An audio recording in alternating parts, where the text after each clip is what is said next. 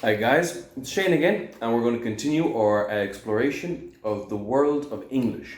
Now, as you guys have seen in our last few videos, English has, to say the least, a very interesting way of expressing itself. And so we're going to talk about something new today. Essentially, we're going to talk about homographs, homonyms, and homophones. Now, those words represent words that look the same or sound the same or appear the same, but they have different meanings, different spellings, or just sound different. Okay? So, first one is this. B-A-S-S. Now, in English, there's two words that have this spelling. One of them is bass, which is a sea fish, okay? It's a fish that you get in the sea. Another one is bass, which is the type of guitar that you would see with 4 strings and has a much deeper sound than a normal guitar. Alright, so that is what we call a homograph. So that is something that looks, there's two words that look the same but have different meanings. Now, sometimes it could be a completely different meaning between bass and bass, or it could be something a little bit more close to home. Contrast and contrast. Okay, so contrast is the noun. So there was a lot of contrast with the contrasting ideas, for example. All right, contrast in the second syllable. All right, if the strength is in the second syllable, then it's a verb.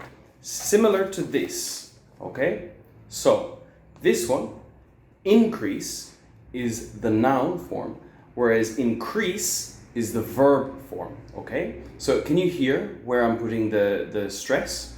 So at the beginning, here it's a noun, and here it's a verb, okay?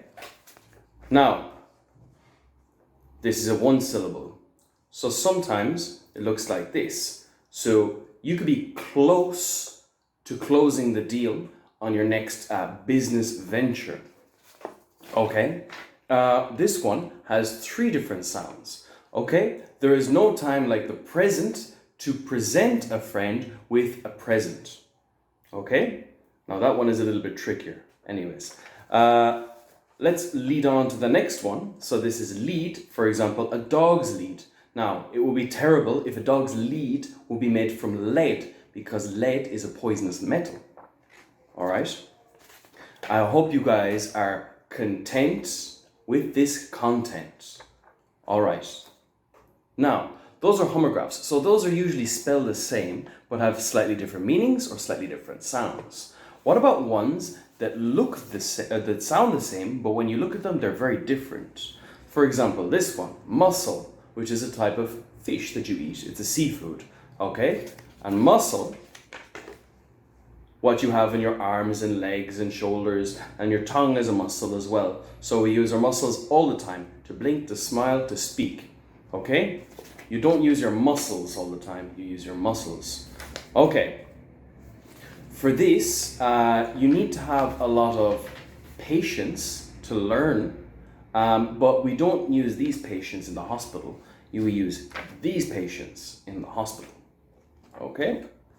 Man, that cheese is great, but how about if you grate some more cheese? Or how about this one? The one that I like a lot, bear.